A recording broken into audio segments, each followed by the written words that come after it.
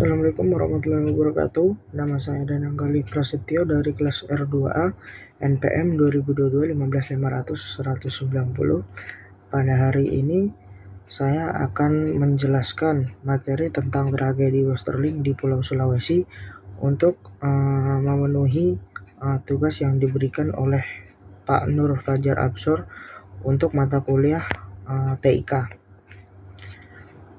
Apa itu tragedi Westerling? Tragedi Westerling adalah peristiwa pembantaian ribuan rakyat sipil di Sulawesi Selatan dilakukan oleh pasukan khusus Belanda atau yang disebut Depot Special Troepen, pimpinan Raymond Pierre Paul Westerling. Jadi Westerling ini lahir pada tahun 1919 di kota Istanbul atau Turki. Beliau adalah salah satu tokoh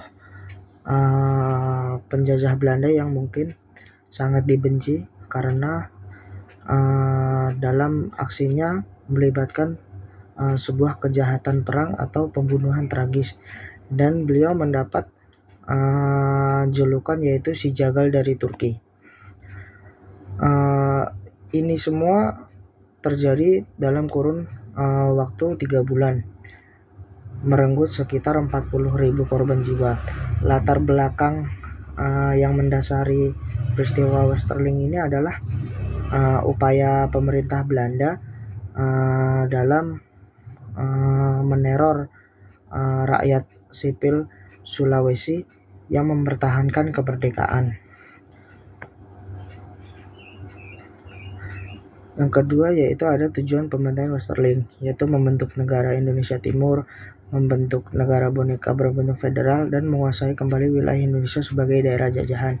Jadi membentuk negara Indonesia Timur adalah membentuk negara-negara yang bertempat di sisi timur Indonesia seperti Medan, Makassar, Lombok. Dan membentuk negara boneka yaitu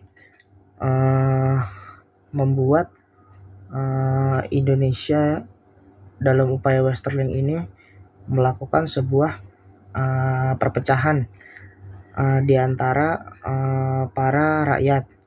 Seperti kita ketahui, jika ada sebuah negara bagian, maka setiap kebijakan di negara tersebut adalah berbeda dengan negara yang lain, di mana itu mempermudah tujuan Westerling dalam menguasai Indonesia karena mereka memiliki visi misi di setiap daerah yang berbeda-beda. Kemudian yang ketiga adalah kekejaman Westerling. Westerling melakukan sebuah kejahatan perang seperti tembak mati pemberontak, membakar rumah-rumah, meledakkan pemukiman dengan granat, dan melakukan penyiksaan. Tragedi ini terjadi sekitar 3 bulan, dari 5 Desember sampai 1946 sampai Februari 1947. Bahkan dalam peristiwa ini merenggut sekitar 40.000 korban jiwa dalam waktu 3 bulan. Dan kekejaman Westerling adalah antara lainnya menembak mati tersangka pemberontak di depan keluarganya, bahkan membunuh orang yang diduga pemberontak, bahkan belum tentu terbukti pemberontak.